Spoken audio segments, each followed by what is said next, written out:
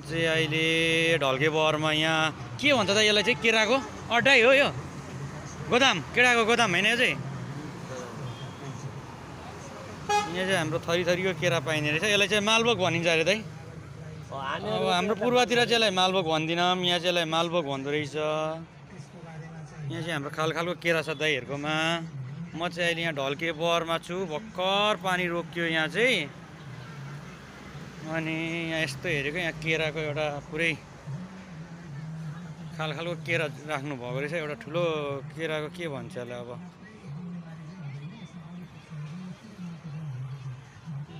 केराको मन्डी सब्जी मन्डी भने जस्तो होइन त दाइ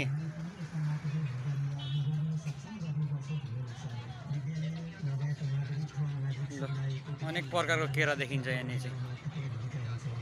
यहाँ चाहिँ जताततै केरै केरा कोही यति लामो खालको केरा पनि छ ए केरै केरा फेरि यहाँ चाहिँ फर्सी नै फर्सी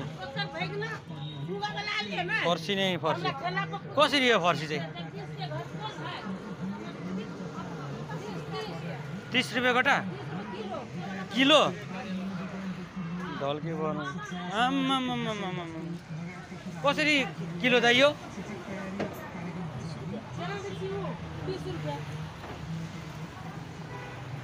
यो चाहिँ सबै अब इन्डियाबाट आएको फर्सीहरू हो यहाँ चाहिँ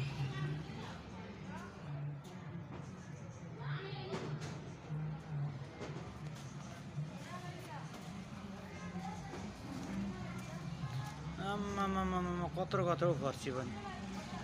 हैट